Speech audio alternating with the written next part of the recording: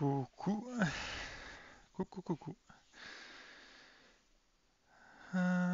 Bienvenue à tous pour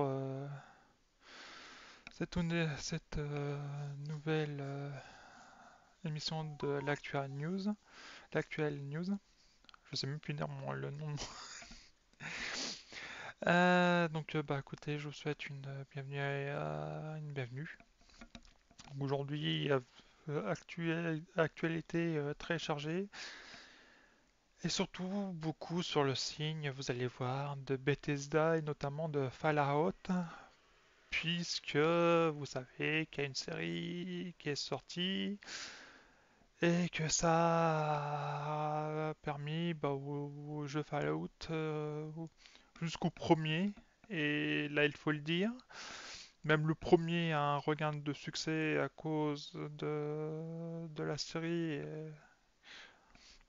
qui apparemment est un succès critique et visiblement commercial aussi.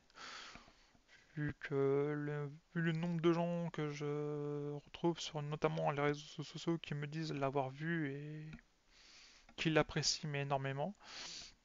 Donc on va voir ça durant cette actuelle news et ainsi que beaucoup de choses.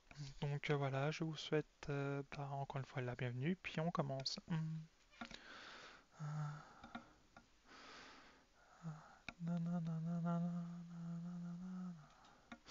Alors, on commence avec Bethesda.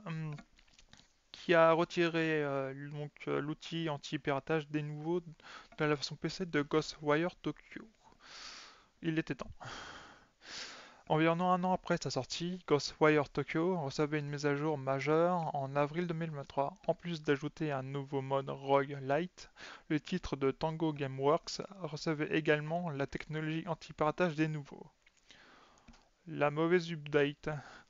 Finalement, le logiciel a été retiré du jeu le 17 avril dernier par l'intermédiaire d'un patch. Ce- C'est ce que indique SteamDB sur son site. Nous ne connaissons pas les raisons derrière ce retrait, mais les joueurs devraient sans doute apprécier cette nouveauté. En effet, des nouveaux est fréquemment décrié pour son impact sur les performances de certains jeux. En sachant que des nouveaux vous brisent limite je ne sais pas combien de FPS.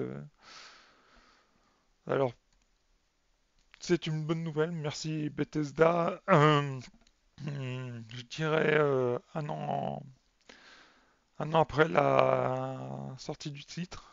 Merci de nous enlever cette épine du pied. Et voilà, parce qu'il n'y a que ceux qui le pirataient qui étaient jusqu'ici, comment dire, avantagés par rapport à ceux qui l'achetaient. Nous, dès qu'on pirate, enfin, dès qu'on pirate. Quand les gens le piratent, ils n'ont ni les problèmes d'accès à ces serveurs, ni de logiciel anti-piratage, ni rien, ni rien. Donc c'est une bonne nouvelle pour eux, pour ceux qui l'ont acheté et pour ceux qui y jouent. Ensuite, l'Ariane Studio travaille sur deux nouveaux projets. Et spoiler alert, ce n'est pas Baldur's Gate 3. Tout en détaillant le contenu du patch 7 de Baldur's Gate 3, l'Ariane Studios a brièvement évoqué son avenir. La firme belge avait déjà confirmé qu'elle ne travaillerait pas sur une extension de son RPG ou même sur un véritable quatrième opus. Dans son message, l'Ariane a parlé de son indépendance depuis 1996, ce qui lui permet d'avoir une liberté créative presque totale. Après 6 ans de travail sur Baldur's Gate 3, les équipes annoncent avoir saisi l'opportunité de créer leur propre licence. Ainsi, nous apprenons que deux projets sont en développement chez Ariane Studios à l'heure actuelle. Il ne reste plus qu'à prendre notre mal en patience avant de pouvoir découvrir ces jeux. J'ai hâte de... Pardon. En voyant la qualité de Baldur's Gate 3, j'ai hâte de mettre la main sur leurs deux autres projets qui, à mon avis, devront être vont être à mon avis absolument gigantesques en contenu, en histoire et en personnages. J'ai vraiment atteint. Et à mon grand regret, je n'ai pas encore joué à Baldur's Gate 3. Je pense m'y mettre parce que on m'en dit tellement que du bien que oui, m'y mettre un coup et voir un peu ce que ça donne.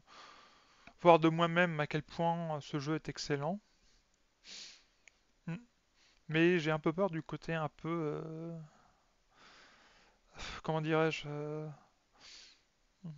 pas hasardeux, comment dirais-je, RNG du jeu. Vu que ça se joue avec des dés même virtuels, je sais pas moi, dès que je fais un personnage, dès que je lui donne force, machin, bidule et chouette, je voudrais que ça représente ce que je fais vraiment au jeu quoi. Si je gagne en force, je dois pouvoir faire plus de dégâts et non compter sur une chance pour pouvoir toucher un adversaire. Bon, vous me direz, c'est un jeu Donjons et Dragons. Oui. Bref, on verra, et puis peut-être lors de mes streams, lors d'un de mes streams, on se retrouvera autour de Baldur's Gate 3, peut-être. Hmm, qui sait. La série Netflix de The Witcher se terminera avec la saison 5. Très courte cette série. Bonne nouvelle pour les fans de The Witcher, la saison 4 vient juste d'entrer en production et une vidéo nous permet d'apercevoir les acteurs en pleine lecture du scénario. Joey Batey, Jaxier, Anya Chalotra Yennefer et bien évidemment Liam Hemsworth qui incarnera Gerald à la place d'Henry Cavill. Réponse présente. Par ailleurs, nous savons que Hemsworth n'incarnera le célèbre sorceleur que pour 2 saisons, puisque la série s'achèvera après sa 5e saison. Elle sera tournée en simultané avec la 4e. Oui, autant faire tout d'un coup, se débarrasser du bébé, quoi. Hmm. C'est ce que ça m'évoque. Un premier teasing pour la saison 2 de Fallout. Vu le succès, ça m'étonne pas. De toute façon, il y a eu des news qui indiquaient qu'ils avaient déjà re-signé pour une saison 2. Donc ici, ça ne doit pas vous étonner. Cela ne fait aucun doute, mais nous retrouvons bien Lucy McLean et toute sa joyeuse bande dans la série Fallout dans une prochaine saison. Sur X.com, le compte officiel de la série a partagé une première affiche pour la saison 2. On peut y lire la déclaration suivante. On ne voudrait pas trop vous tenir en haleine, n'est-ce pas? On se revoit dans les terres désolées pour la saison 2. Cette deuxième saison pourrait rapidement commencer son tournage en Californie dans le but de profiter d'un important avantage financier. Donc voilà la petite affiche de la saison 2. Sympa, je trouve. Et mérité, franchement, d'après les critiques.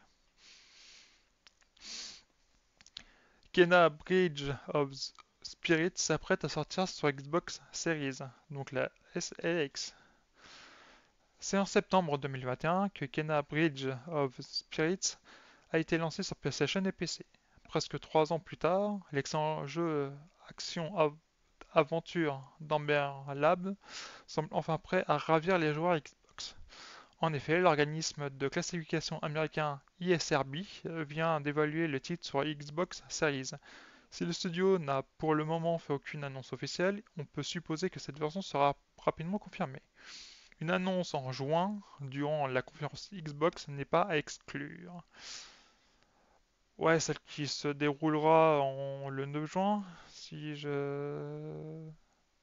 ma mémoire est bonne. Donc en effet, ce sera ouais, une bonne pub, en sachant que Xbox a beaucoup de jeux à présenter. Donc voilà. Encore un très bon jeu qui vient sur Xbox. De ce que je me souviens, les critiques étaient très, très bonnes sur le titre. C'est bien game, son chara design, son ambiance, sa direction artistique et son gameplay simple ont, sont, ont été très accueillis et enfin très bien accueillis. Quand je vous ai dit que la série avait eu un impact, Fallout 4 est le jeu qui s'est le mieux vendu en Europe la semaine dernière. Pour la sortie de la série TV, Fallout 4 a réalisé un véritable carton sur le sol européen la semaine dernière. Le site Game Industries a indiqué que le titre de Bethesda Game Studios est montré à la que- est monté à la première place des meilleures ventes hebdomadaires. D'une semaine à l'autre, le quatrième opus de la saga a vu ses ventes grimper de 7500% en Europe. Je voudrais bien que mon salaire augmente de 7500%. Une réussite que le jeu doit aussi à des réductions importantes pratiquées par presque toutes les boutiques en ligne. La version PC compte pour 60%, 69% des ventes, le reste étant réparti sur PlayStation et Xbox. PC Master Race. Hein? De son côté, Fallout 76 est monté à la 8ème place du classement avec une hausse de 85% au niveau de ses ventes sur PC. Fallout New Vegas est 9ème, Fallout 3 10ème, Fallout Classic Collection 43, Fallout 2 50ème et le Fallout premier du nom 70ème. Il n'a pas à rougir le premier. Donc en tout, dans les ventes hebdomadaires, donc le premier Fallout 4, Diver 2, eSport et FC 24, Grand Theft Auto 5, Call of Duty Modern Warfare 3, Red Dead Redemption 2, Hogwarts Legacy, Fallout 76, Fallout New Vegas et Fallout 3. Pour les... voir FIFA 3ème et surtout Call of Duty 5ème, ça fait du bien, hein. Même si c'est des vieux jeux ou des jeux qui sont datés, ça fait quand même du bien d'avoir autre chose. Hmm. Ensuite, un petit peu de tech gaming. Ça dépend comment on considère le DLSS. Donc le DLSS de Nvidia arrive dans Manor Lords, Odd Sparks et Welcome to Paradise. Trois nouveaux jeux vont désormais Trois nouveaux jeux vont désormais avoir la possibilité de prendre en charge la technologie DLSS proposée par Nvidia. Parmi eux, Manor Lords sera lancé avec le DLSS 2 le 26 avril. De même, Odd Sparks and Automation Adventure bénéficiera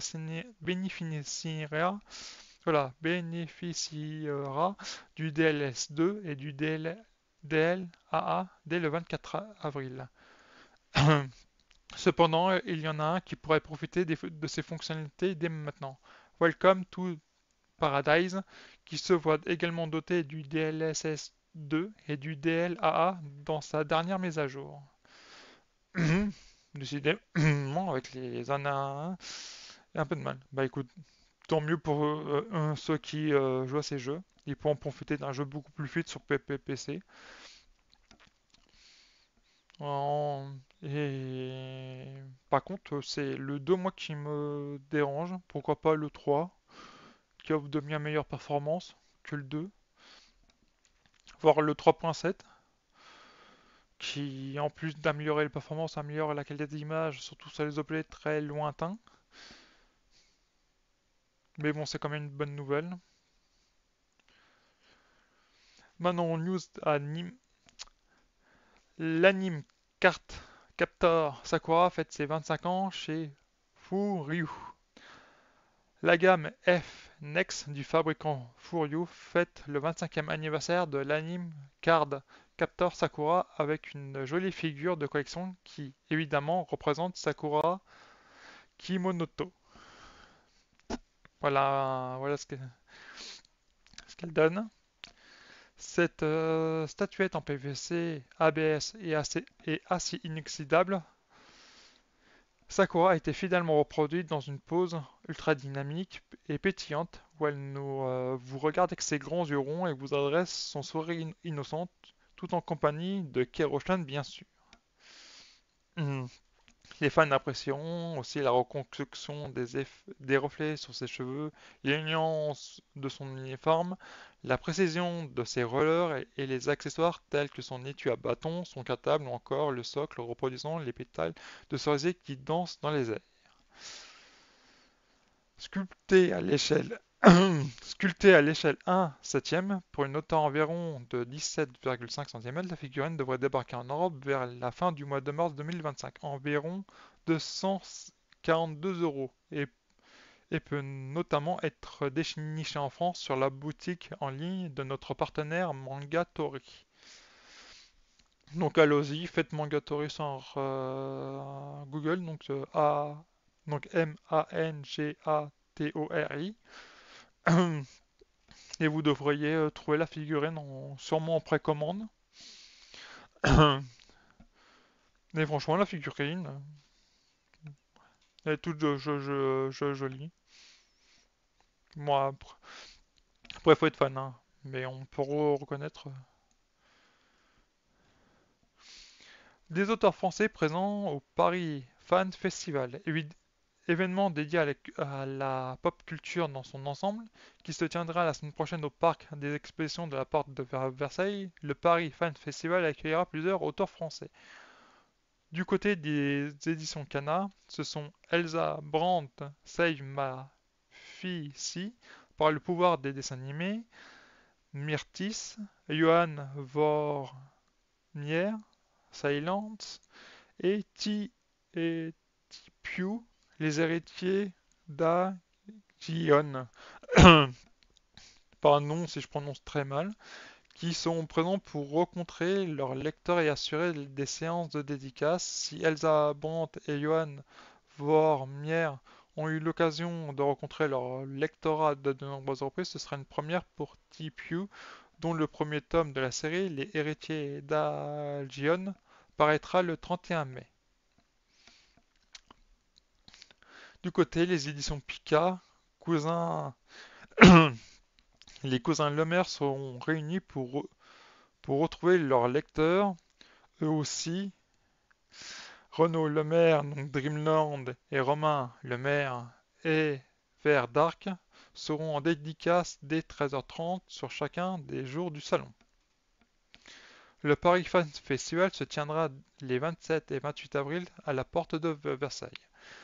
Parmi les figures présentes, rappelons que Taz Skylar, acteur du personnage de Sanji dans le live action One Piece, sera de la partie. Du côté des comédiens connus pour leur prestation dans le doublage sont présents Mark Lesser, Son Gohan adulte, Trunks du futur, Broly dans Dragon Ball, Arthur Pestel, Edward Elric dans Full Metal Alchemist, Arnaud Laurent, Natsu dans Fairy Tail, Bertolt Hoover dans l'Attaque des Titans, Toj Anumiki dans Jujutsu Kaisen et Bastien Bourlet, Eren Yeager dans l'Attaque des Titans, Meruem dans Hunter x Hunter 2011 et Izuku Midoriya dans My Hero Academia. Donc autant dire qu'on aura des belles têtes d'affiche à aller voir, à rencontrer.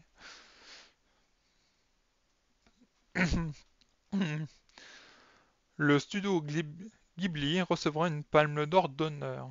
C'est un studio qui nous parle particulièrement, qui sera enfin mis en valeur à l'occasion du 70e Festival de Cannes.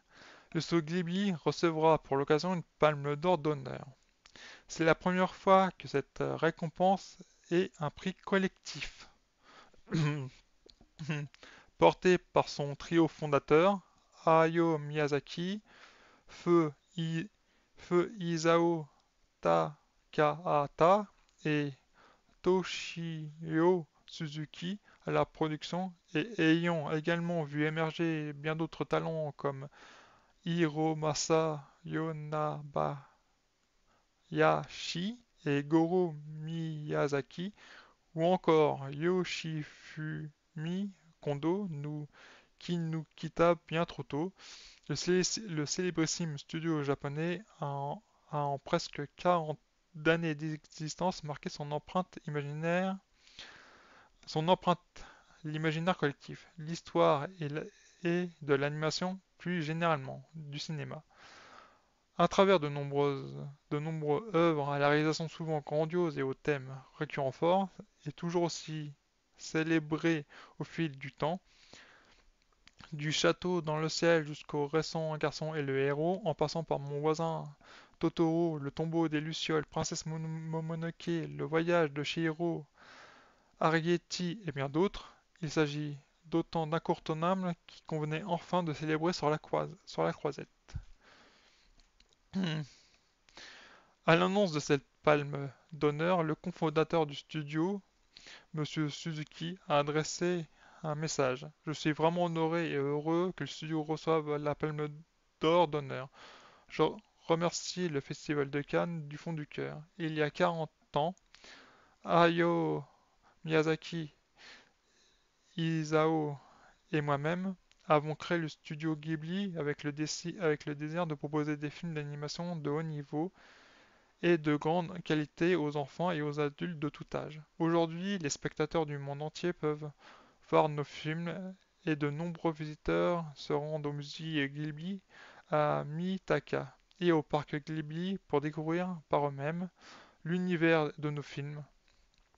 Nous avons fait du chemin pour que le studio Ghibli devienne aussi important.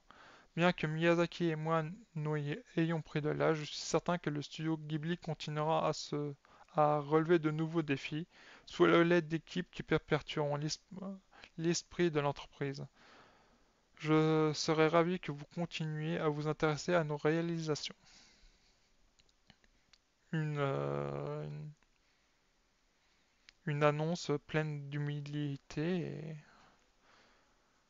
et franchement c'est vraiment le fort avec les mangaka japonais ou les grands réalisateurs d'anime. Ils ont tous cette humilité absolument fou quoi. C'est c'est mérité c'est mérité de la part du studio Ghibli et des trois compères. Bravo. Ouais, ça me fait quelque chose parce que j'ai vu quasiment tous les films et oui, ils le méritent. Ils ont pas arrêté d'être en qualité constante, voire montante, tout en reniant pas leur leurs fans quoi. Eux, pour eux, c'est du dessin 2D, pas de la 3D. Pas comme Disney s'est mis à la 3D, à faire de la 3D, à délaisser totalement le dessin 2D. Ce studio-là a gardé ça, quoi. Et c'est absolument fou de leur part et ils ont toujours été totalement droit dans leurs bottes à ce niveau-là et je les admire. Stitch, puisqu'on parlait de Disney. Amis pour la vie débarque en manga chez Nobi Nobi. Après Lilo et Stitch aventure à Hawaï, Stitch aventure à Okinawa et Stitch le samouraï. Ce sera bientôt plus que Mom Martin. Voici la quatrième série dédiée à l'un des personnages les plus aimés de Disney, chez Nobi Nobi, Stitch, ami pour la vie. Initialement publié en 2009 sous le nom de Stitch, par l'éditeur japonais Shogakukan, ce manga est une série courte de 2 tomes qui s'adresse à tout âge. Grâce aux péripéties de Stitch et au retour de Yuna et Lilo, je m'excuse, l'autrice Yumi Tsukirino devrait nous transmettre un message positif. Nous avons tous la force de surmonter les obstacles, de célébrer nos différences et de cultiver l'amitié sous toutes ses formes. À retrouver à partir du 21 août en librairie. Voilà pour tous les amoureux de la petite créature bleue. un nouveau manga arrive. Les sorties de manga de la semaine. Et ce sera la dernière news manga. Donc, nous. Alors, pour la nouvelle série, on parle de Blades of the Phantom Master chez Pika. Le paisible royaume de Jushin n'est plus. Désormais, les gouverneurs assoiffés de pouvoir sèment la terreur auprès des villageois impuissants. Seul un justicier a survécu. Mun Su, qui parcourt le pays pour protéger les plus démunis et punir les tyrans. C'est Angyo Onshi se sert du Mahai pour réveiller les morts et affronter ses adversaires. Sur la route, il va s'attacher les services d'un Sendo, la jeune Mon Ryong, son, son garde du corps. Tous deux vont affronter les pires ennemis pour établir le bien et la justice. Très bien. Freaking Romance de Hugo Publishing. Zilith, tout juste majeur, se retrouve à la rue pour avoir désobéi à ses parents. Dans sa recherche d'un appartement, elle découvre le logement parfait, lumineux, spacieux, pas cher et surtout hanté par un mystérieux et très beau jeune homme. Il ne semble pas la voir dès qu'elle le touche, il disparaît. Mais qui a dit que toutes les relations commençaient de manière idéale? D'accord. Hokkaido Gal Art Super Adorable. Crunchyroll. Tsubasa, lycéen à Tokyo, doit quitter la capitale pour s'installer dans le nord du Japon en plein hiver. Mais à peine débarqué, le voilà déjà perdu et glacé à 3 heures de marche de sa nouvelle résidence. Par chance, il tombe sur un arrêt de bus où elle rencontre Minami, légèrement vêtue malgré les températures polaires. Hokkaido lui réservait-il un accueil plus chaleureux que prévu? Ça sent quand même le manga, hein? Jim Bosho, le paradis des bouquinistes, les sœurs Kirakida s'y installent comme elles peuvent, contraintes de prendre la librairie de leur regretté grand-père.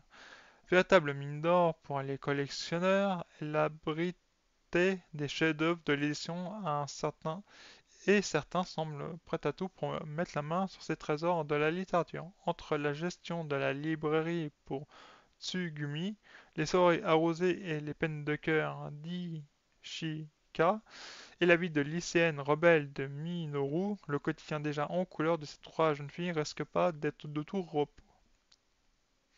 Donc j'imagine un animé tranche de vie sur des personnes qui tiennent une librairie le soir. Donc ça s'appelle Jimbo Show Sisters chez Mangatsu. Ensuite, Lucas, vétérinaire draconique, chez Glénat. Pour suivre les traces de son père, le vétérinaire draconique désarmé, le jeune Lucas rêve de soigner ces créatures étranges appelées dragons avec l'aide de ses camarades. De promotion à l'Institut supérieur des sciences draconiques de Cogniel. Lucas soigne les dragons avec une telle passion qu'elle se dispute parfois avec son entourage. Pourquoi pas? Réflexion chez Pika. Minato est un jeune collégien et sa petite sœur Nagisa sont souvent livrés eux-mêmes. Leur mère ayant l'habitude de s'absenter plusieurs semaines d'affilée, un beau jour après l'école, celle-ci réapparaît enfin et propose de les amener tous les deux au parc d'attractions. Cependant, peu après les avoir fait monter dans la grande roue, elle disparaît dans la nuit. Soudain, la foudre frappe la nacelle où se trouvent les deux enfants. Quand Minato rouvre les yeux, il réalise avec horreur que ce n'est plus sa sœur qui est à ses côtés, mais le cadavre d'une parfaite inconnue.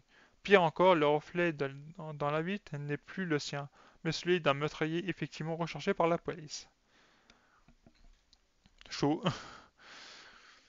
Le septième prince de Noévé Graf.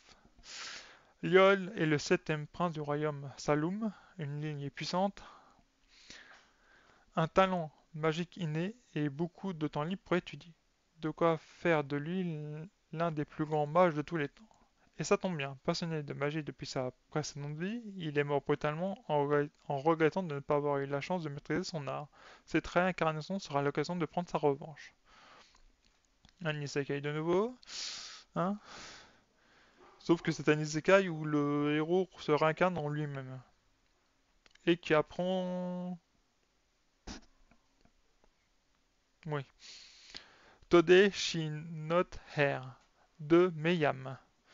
Yuni et Nase vivent une relation secrète. Alors que Yuni comprend que sa petite amie soit accaparée par son club de volleyball, elle ne peut pas s'empêcher de se sentir frustrée de se retrouver seule après les cours. C'est pourquoi elle a décidé de parler de sa relation secrète sur un compte confidentiel. Il partage des selfies ou sa frustration avec d'autres, peu importe qui ils sont. Ce sont des inconnus après tout. Elle n'envoie que des messages innocents. Alors quand une camarade découvre son secret, elle ne peut plus se contenter de sortir avec Nanase. Elle se met à mener une double vie à l'insu de sa copine. Alors ça c'est intéressant. On a un couple lesbien qui se cache de tout le monde. C'est le Japon. Donc pour l'instant, ils sont très la communauté LGBT est très mal acceptée, même si ça s'arrange au fur et à mesure des années. Et en plus, on va parler d'adultère, entre guillemets, vu qu'elles sont pas mariées. Mais plutôt de tromperie, parce qu'il y en a une qui se sent délaissée plus que l'autre. Je vais peut-être me le prendre, ça peut être intéressant. Vie d'ensemble au-delà des mots, donc de Naban. Takeda est un professeur de japonais et Arita est fleuriste. Camarades de classe au lycée, ils ne s'étaient plus revus depuis la fin de leur étude. Mais un jour de pluie, leur relation évolue alors lorsqu'ils viennent en aide à un chat. Ils ne sont, ils n'ont pas de sentiments amoureux l'un pour l'autre, ni même de raison particulière de vivre ensemble. Pourtant, c'est lorsqu'ils sont à côté l'un de l'autre qu'ils se sentent plus à l'aise. Ils ont une relation différente des couples, des amis ou encore d'une famille, mais ils apprécient passer du temps ensemble.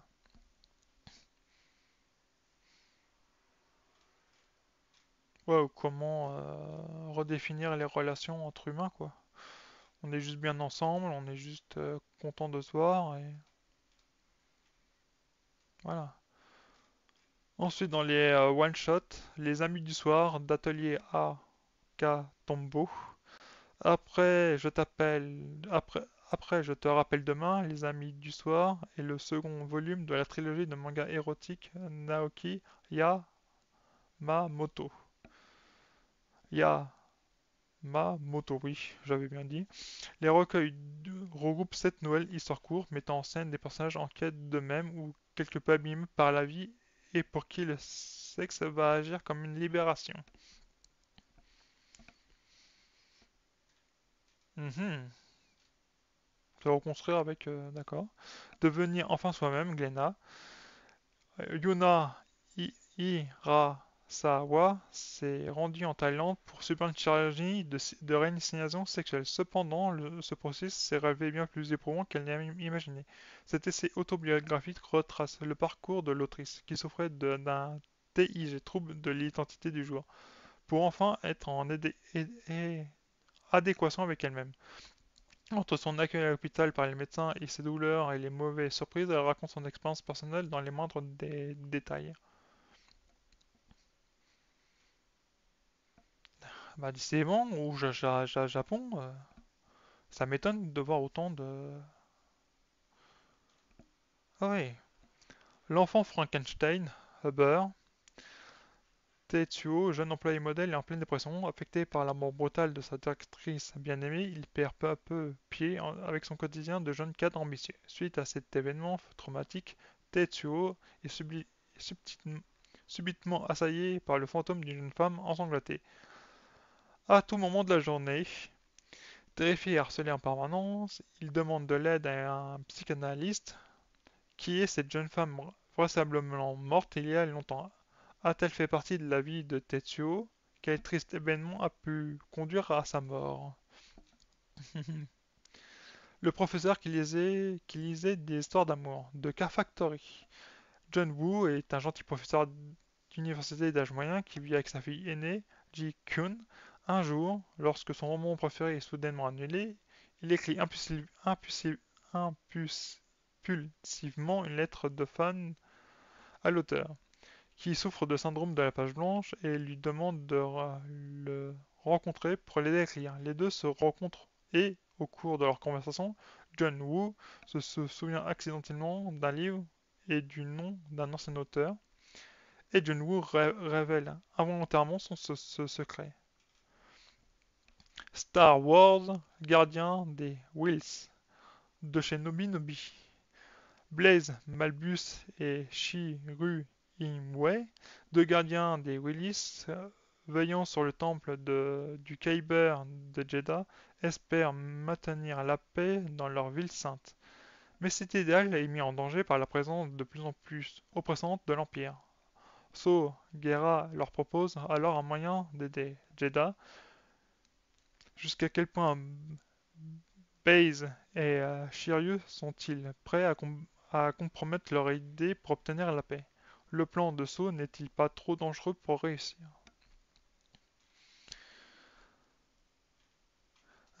Star Wars, la Haute République, un équilibre fragile. Prologue de Shinobi Nobi.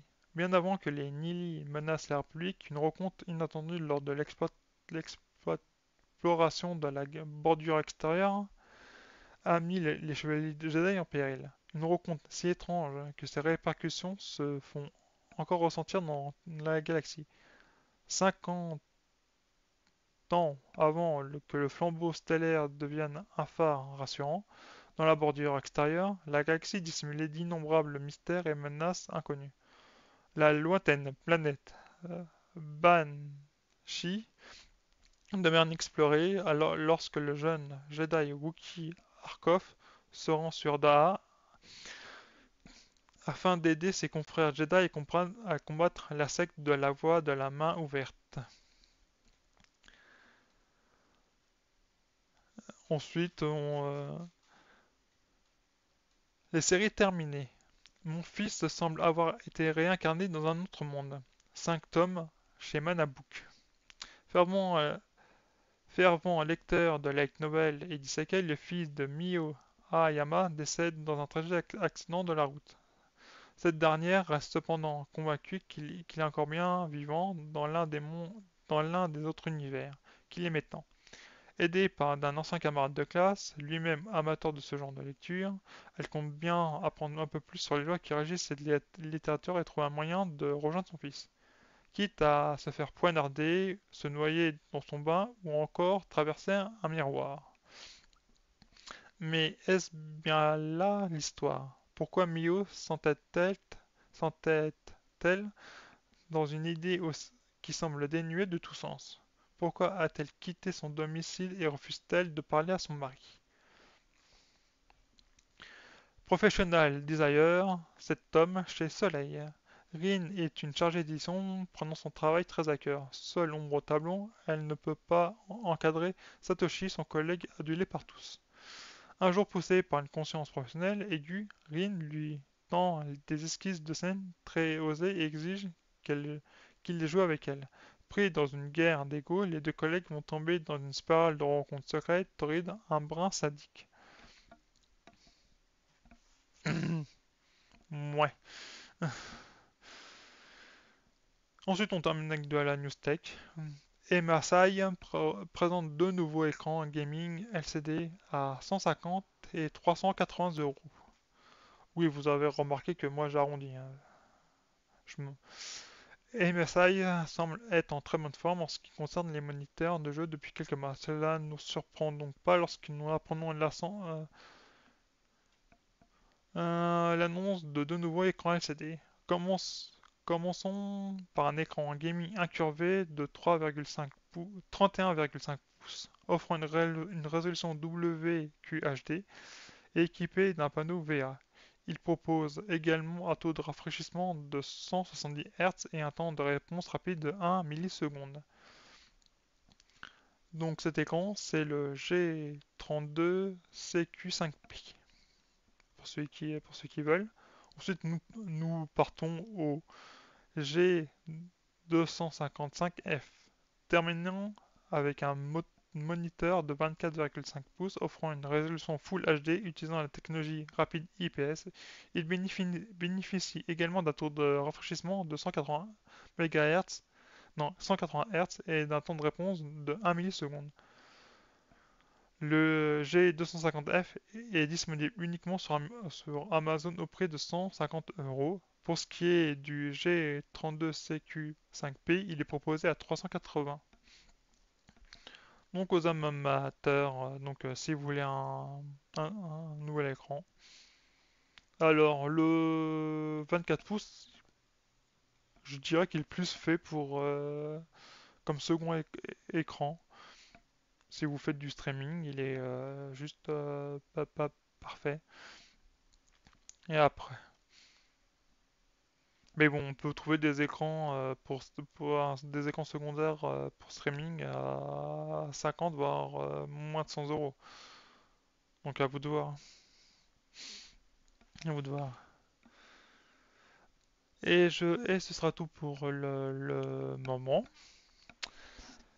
Je vous remercie beaucoup pour votre attention et je me suis pas rendu compte que la page avec toutes les sorties, elle est aussi longue.